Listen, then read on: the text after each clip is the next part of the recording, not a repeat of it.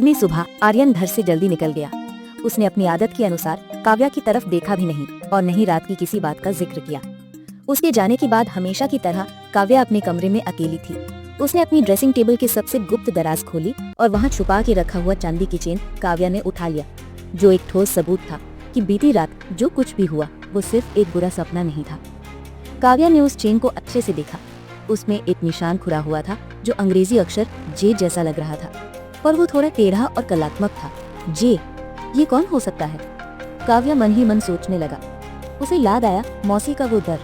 मासी ने उसे उस चेन को फेंकने क्यों कहा था? ये जानते हुए भी कि आर्यन उसे पत्नी नहीं मानता, फिर भी काव्या के भीतर ईर्ष्या का एक ठंडा एहसास हुआ। ये अजनबी कौन था जिसका आगमन मौसी को इतना डरा रहा था? काव्या ने वो चेन अपनी ड्रेसिंग टेबल के सबसे गुप्त दराज में फिर से छिपा दी। कुछ ही देर बाद काव्या अपने कमरे से नीचे आई। लिविंग रूम में राधा मौसी सफाई कर रही थी। काव्या उनके पास गई। मौसी, काव्या ने आवाज को यथासंभव धीमा रखते हुए पूछा, वो चेन क्या आप जानती हैं कि वो किसकी है? मौसी ने अपना काम रोक दिया। उनके चेहरे पर तुरंत फिर से वही पुरानी घबराहट लौट आई। उन्होंने चारों ओर देखा जैसे दीवारों के भी कान हो। बहू जी, जो चीज रात को अंधेरे में मिलती है उसे वहीं अंधेरे में ही छोड़ देना चाहिए। उस आदमी का नाम मत लो, वो आर्यन साहब का कर्ज है, मौसी ने फुसफुसाते हुए कहा और तुरंत अपने काम में लग गई। कर्ज? काव्या को कुछ समझ नहीं आया। आर्यन इतना अमीर है तो उसे किस तरह का कर्ज चुकाना है जिसके डर से मौसी भी कांप रही है और जिसके लिए एक अजनबी रात को घर आता है? काव्या ने मौसी से और पूछने की कोशिश की, पर मौसी ने चुप्पी साध ली, जैसे उनकी चुप्पी दीवारों से ज्यादा मजबूत थी। दोपहर का समय था जब काव्या को अथर्व का फोन आया। उसकी आवाज में औपचारिकता कम और एक अजीब सी जल्दबाजी ज्यादा थी। काव्या, क्या तुम घर पर हो? अथर्व ने पूछा। हाँ अथर्व, मैं घर पर हूँ, क्या हुआ, सब ठीक है? काव्या बोली। नहीं, मुझे आर्यन से पहले तुमसे मिलना है। मैं 15 मिनट में आ रहा हूँ, कुछ बहुत निजी बात है। काव्या अथर्व के आने का इंतजार कर रहा था। साथ ही में काव्या का दिल तेजी से धड़क रहा था। वो जानती थी कि अथर्व केवल दोस्त नहीं है। आर्यन के घर में अथर्व ही वो इकलौता इंसान है जिसने काव्या की उदासी को देखा और उसे महसूस भी किया। ठीक 15 मिनट बाद अथर्व दरवाजे पर था। इस बार वो पूरी तरह से अकेला था। उसके चेहरे पर साफ तनाव दिख रहा था। हाय काव्या, अथर्व ने कहा और अंदर आकर बैठ गया। उसने सीधा काव्या की आंखों में देखा। मुझे कल रात को लगा जब मैंने तुम्हें सीढ़ियों पर देखा कि तुम किसी बात से परेशान थी। काव्या को अथर्व की ये बात सुनकर एक अजीब सा सुकून मिला। 2 साल में पहली बार किसी ने उसकी हालत को पहचाना था। मैं परेशान नहीं हूँ अथर्व, बस।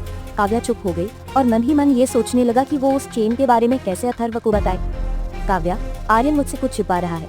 एक बड़े वित्तीय सौदे हुए हैं जिनमें वो मुझे दरकिनार कर रहा है, पर ये सिर्फ बिजनेस की बात नहीं है। अथर्व ने आगे झुककर अपनी आवाज धीमी कर ली। काव्या, क्या आर्यन तुम्हें प्यार करता है?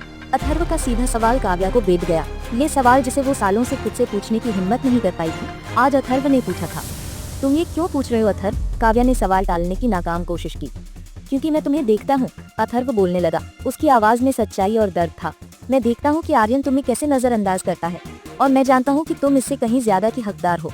उसकी आंखों में साफ इकरार था। ये केवल दोस्ती की चिंता नहीं थी। तभी अथर्व की नजर सामने मेज पर रखा हुआ आर्यन के फोन पर पड़ी। फोन की स्क्रीन पर एक सूचना चमक रही थी, एक अज्ञात नंबर से आया हुआ मैसेज। कल रात की चेन मिल गई है, मुझे जे से बात करनी है जल्दी, वरना डील खत्म। काव्या और अथर्व दोनों की आंखें उस मैसेज पर टिक गई। चेन, वो अजनबी जे, मौसी का कर्जा। अथर्व ने तुरंत घबराकर काव्या की तरफ देखा। काव्या, ये क्या है? ये जे कौन है? आर्यन के फोन पर दिखा वो धमकी भरा मैसेज, कल रात की चेन मिल गई है, मुझे जे से बात करनी है जल्दी, वरना डील खत्म। काव्या और अथर्व दोनों को स्तब्ध कर गया। मैसेज की तीव्रता इतनी ज्यादा थी कि कमरे का सारा सुकून पल भर में छिन गया।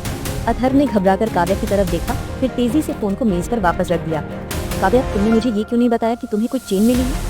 अथर्व की आवाज धीमी थी, पर उसमें विश्वासघात का दर्द झलक रहा था। काव्या ने महसूस किया कि अथर्व की चिंता उसके लिए सिर्फ दोस्त होने की वजह से नहीं थी। मुझे मौसी ने कहा था कि किसी को न बताऊं, काव्या ने फुसफुसाते हुए कहा। मौसी घबराई हुई थी और मुझे कहा था कि ये आर्यन का कर्ज है। अथर्व के चेहरे पर गहरी चिंता दिख रहा था। कर्ज? आर्यन के पास अरबों की संपत्ति है। ये कर्ज नहीं है काव्या, ये कोई साजिश है। ये आदमी जे आर्यन को ब्लैकमेल कर रहा है। अथर्व कमरे में टहलना शुरू कर दिया। उसका चेहरा परेशानी से सिकुड़ गया था। आर्यन पिछले कुछ हफ्तों से अजीब हरकतें कर रहे हैं। वो सारे वित्तीय रिकॉर्ड छुपा रहा है। मुझे लगा ये सिर्फ बिजनेस की बात है, पर अब मुझे लगता है कि मामला गंभीर है, अथर्व ने कहा। अथर्व थोड़ा रुककर काव्या के पास आया। उनके बीच अब कोई मेज या सोफा नहीं था। तुम मेरी बात सुनो काव्या, मुझे तुम्हारी मदद की जरूरत है। अथर्व ने सीधा काव्या की आंखों में देखा। मुझे इस घर से कुछ सुराग चाहिए। आर्यन मुझसे सारे पासवर्ड छुपा रहा है। अगर हम इस जे के बारे में पता नहीं करेंगे तो आर्यन मुश्किल में पड़ जाएगा और मुझे लगता है तुम भी। अथर्व का ये निजी अनुरोध काव्या को झकझोर गया। आर्यन ने उसे 2 साल में कभी भी इतना महत्वपूर्ण महसूस नहीं कराया था जितना अथर्व ने इन 2 मिनटों में करा दिया था। ये पहली बार था जब किसी ने उसे एक ट्रॉफी के बजाय एक साथी के रूप में देखा था। काव्या ने अपनी बात स्पष्ट कर दी। मैं इस घर के किसी भी राज में नहीं पड़ना चाहती अथर्व, लेकिन अगर ये मेरी सुरक्षा की बात है तो मैं तुम्हारी मदद करूंगी। तुम मुझे बताओ क्या करना है। अथर्व के चेहरे पर राहत और एक अजीब सी खुशी दिखाई दी। उसने धीरे से काव्या का हाथ थाम लिया। शुक्रिया काव्या, मुझे पता था कि तुम मेरा साथ दोगी। उसकी आवाज भावनाओं से भरी थी जो दोस्ती से कुछ गहरा महसूस हो रही थी। तभी नीचे से राधा मौसी की आवाज आई। वो किचन में कुछ बर्तन गिराकर तेजी से ऊपर आ रही थी। बहू जी, अथर्व बाबू, मुझे लगता है साहब आने वाले हैं। मौसी हाँफ रही थी। असमय आर्यन के घर आने का संकेत सुनकर दोनों घबरा गए। अगर आर्यन ने अथर्व को इतनी नजदीकी से काव्या के साथ देखा तो वो सब कुछ गलत समझ सकता था। अथर्व ने तुरंत काव्या का हाथ छोड़ दिया। मुझे अब जाना होगा, अथर्व ने जल्दी से कहा। कल मैं तुम्हें फोन करूंगा, तब तक वो चेन और ये मैसेज सब कुछ राज रहना चाहिए। अथर्व तेजी से दरवाजे की ओर बढ़ा। जाते जाते उसने मुड़कर काव्या को देखा। उसकी निगाहों में जल्दबाजी थी पर उसके चेहरे पर एक निर्णायक अभिव्यक्ति थी, मानो वो काव्या को कह रहा हो, डरना मत। अथर्व के जाने के कुछ ही मिनटों बाद आर्यन घर में दाखिल हुआ। वो सीधे लिविंग रूम में आया। राधा मौसी ने कहा, अथर्व यहाँ आया था, वो क्या कर रहा था? आर्यन ने एक संदेह भरी आवाज में काव्या से पूछा। उसकी आवाज में दोस्तों के बीच का सामान्य सवाल नहीं बल्कि एक सवाल जवाब था। काव्या ने खुद को स्थिर किया और बोला, वो बस एक बिजनेस फाइल लेने आया था जो तुमने जल्दबाजी में छोड़ दी थी। आर्यन ने काव्या को घूर कर देखा। उसकी आंखें, जो हमेशा ठंडी रहती थी, आज संदेह से भरी थी। बिजनेस फाइल, ठीक है, आर्यन ने कहा और सीधा ऊपर अपने स्टडी रूम की तरफ चला गया। काव्या को पता था कि आर्यन ने उसकी बात पर विश्वास नहीं किया था और उसे ये भी पता था कि अब उसकी जिंदगी में खतरा और एक अनजाना रिश्ता दोनों एक साथ दरवाजा खटखटा रहे थे। दूसरे दिन आर्यन के जाने के बाद काव्या के मन में बहुत बेचैनी थी। आर्यन का शक भरा चेहरा उसे बार बार याद आ रहा था, पर अथर्व के भरोसे भरी बातें उसे हिम्मत दे रही थी। काव्या जानती थी कि उसे चुपचाप नहीं बैठना है। उसे आर्यन की स्टडी रूम में जाना था, जहाँ आर्यन अपने सारे जरूरी कागज रखता है। स्टडी रूम हमेशा बंद रहता था। आर्यन हमेशा हर चीज पर बहुत सख्त कंट्रोल रखता था। काव्या ने इंतजार किया। रात के करीब 2 बजे जब आर्यन अपने कमरे में सो गया तो काव्या धीरे से उठी। उसने चाबी के गुच्छे से स्टडी रूम की चाबी निकाली। चाबी हल्की सी आवाज के साथ लॉक में घूमी। काव्या ने दरवाजा खोला और अंदर गई। कमरा बहुत ठंडा था। सब कुछ सही जगह पर रखा था। बड़ी बड़ी किताबें, कंप्यूटर और कागजातों की मोटी फाइलें। काव्या ने डरते डरते खोजबीन शुरू की। उसने मेज की दराजें देखी, अलमारी के कोने देखे, पर उसे जे से जुड़ा कोई नाम या अजीब कागज नहीं मिला। उसे निराशा होने लगी। तभी उसकी नजर डेस्क के ठीक नीचे पड़ी। वहाँ एक लकड़ी का छोटा सा हिस्सा थोड़ा अलग लग रहा था। ध्यान से देखने पर पता चला वो एक गुप्त दराज थी जिस पर एक छोटा सा लॉक लगा हुआ था। काव्या ने पास की दराज खोली। उसमें उसे एक छोटी सी चाबी मिली। यह चाबी उस छोटे से लॉक में ठीक से लग गई। जैसे ही उसने दराज खोली, अंदर एक गहरे लाल रंग की फाइल थी। फाइल पर कुछ भी लिखा नहीं था, पर वो छूने में बहुत भारी थी।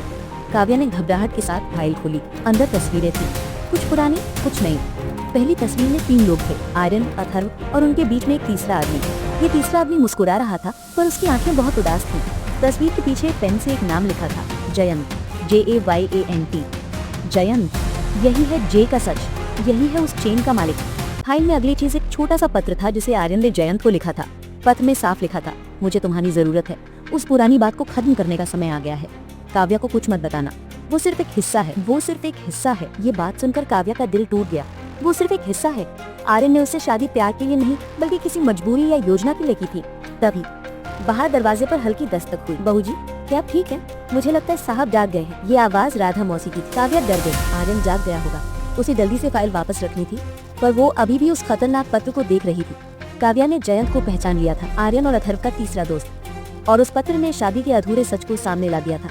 काव्या सिर्फ एक हिस्सा थी। बहू जी, क्या आप ठीक है? मुझे लगता है साहब जाग गए हैं, राधा मौसी ने फिर बोला। राधा मौसी की फुसफुसाहट सुनकर काव्या के हाथ पांव ठंडे पड़ गए। आर्यन जाग गया है। काव्या ने तेजी से लाल फाइल को गुप्त दराज में वापस रखा, छोटी चाबी अंदर छिपाई और गुप्त दराज को बंद कर दिया। उसकी दिल की धड़कन इतनी तेज हो गई थी कि उसे लगा उनकी आवाज स्टडी रूम के दरवाजे तक जा रही होगी। उसने दरवाजा धीरे से खोला। राधा मौसी सीढ़ियों के पास खड़ी थी। उनके चेहरे पर डर और गुनाह का भाव था। जल्दी ऊपर जाइए बहू जी, साहब पानी पीने के लिए उठे हैं, मौसी ने इशारा किया। काव्या ने तेजी से स्टडी रूम का दरवाजा बंद किया और चाबी वापस चाबी के गुच्छे में लगा दी। वो सीढ़ियों पर ऊपर की ओर भागी। जैसे ही वो अपने बेडरूम के दरवाजे पर पहुंची, उसने नीचे देखा। आर्यन रसोई से वापस आ रहा था। उसने एक पल के लिए सीढ़ियों की तरफ देखा, लेकिन अंधेरे की वजह से वो काव्या को देख नहीं पाया। काव्या ने राहत की सांस ली और चुपचाप अपने कमरे में घुस गई। अगले दिन सुबह काव्या सोच में डूबी थी। जयंत, आर्यन और अथर्व का दोस्त, जे उसी की पहचान थी, और आर्यन ने काव्या से शादी सिर्फ एक हिस्से के तौर पर की। ये सब इतना जटिल था कि काव्या को अथर्व की बहुत जरूरत महसूस हुई। तभी उसके मोबाइल पर अथर्व का मैसेज आया। क्या कल रात सब ठीक था? क्या तुमने कुछ देखा? मुझे तुमसे मिलना है। आज शाम सिटी पॉइंट कॉफी शॉप पर अकेले आना। काव्या ने बिना देर किए अथर्व से मिलने का फैसला कर लिया। उसे पता था कि ये जोखिम भरा है, पर सच्चाई जानने की चाहत अब डर से ज्यादा थी। अगर फेसबुक में देख रहे हैं तो पेज को फॉलो करें और यूट्यूब में देख रहे हैं तो चैनल को सब्सक्राइब करें और इस रहस्यमयी ड्रामा को मिस न करें।